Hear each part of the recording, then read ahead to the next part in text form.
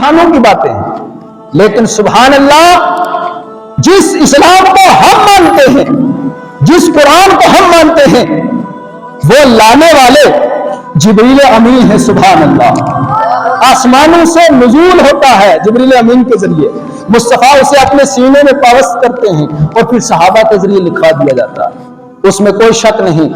इसलिए मुसलमानों, दुनिया का कोई भी कानून हो, दुनिया की कोई भी बातें हो, वो खत्म हो जाने वाली हैं, वो टूट जाने वाली हैं। मैं चैलेंज करता हूं, कुरान वो कलाम है जिसकी खुद अल्लाह सुब्हानहू व तआला ने जिम्मेदारी ली, और कलाम पाक में कहा कि हमने इस कलाम को नाजिल किया और हम खुद इसके मुहाफिज हैं, ये मिट नहीं सकता। बड़े बड़े आए 1400 साल इस्लाम दुश्मन ताकतें, कुरान जलाया, मुसलमानों को खत्म किया, लेकिन अल्हम्दुलिल्लाह इस्लाम दुनिया पे अभी भी कायम है। गजा के अंदर आप देख रहे हैं, फिलिस्तीन के अंदर, तो ये इस्लाम की शान है।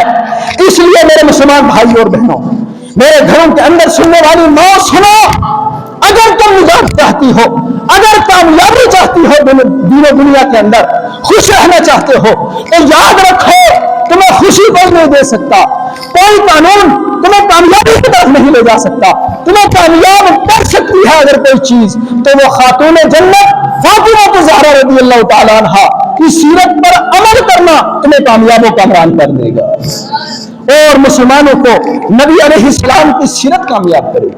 इसलिए का कानून देखें आप, दुनिया के अंदर एक कानून बनता है,